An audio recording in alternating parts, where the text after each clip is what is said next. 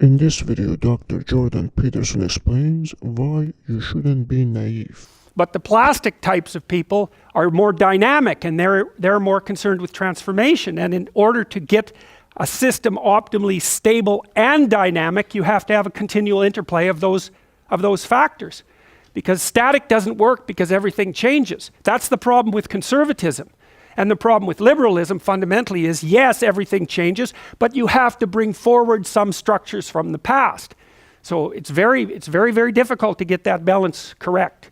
So, all right, so anyways, out there in the underworld, in the place beyond your current conceptualizations, that's the place of death and nature, and it's beyond the light, and it's also the place of hell, and that's what you see here. And how do you conceptualize that? Well, one of the things you'll see, if you're interested in this sort of thing, if you ever go read the writings of the Columbine killers, the teens, they're very interesting. They're very much worth reading, especially, I think it's Dylan Klebold, who was the more literate of the two.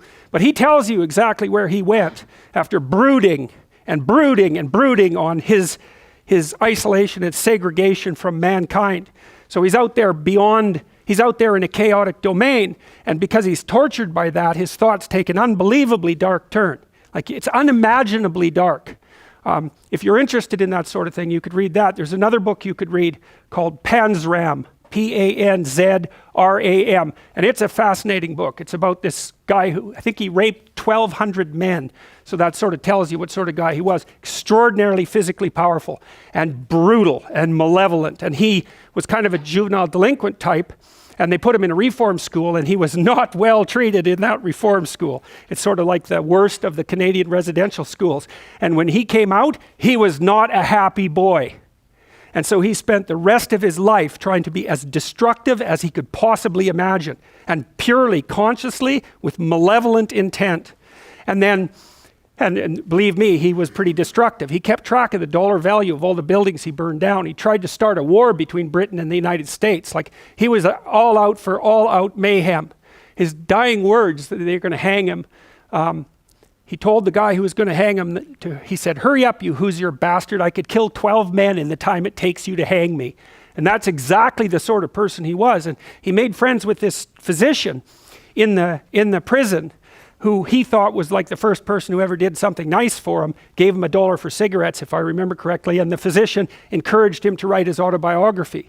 And so he did, and it's available. And so if you want a view, because you always think of people, you think, well, people have good intentions, that you especially think that if you're naive and agreeable. So all of you who are sitting there out there thinking people have good intentions, you're probably high in agreeableness. But that's not always the case. People can have very dark motivations that are fully conscious and very well elaborated. And Panzram he was smart. And his book is very well written, and he tells you exactly why he thought the way he thought.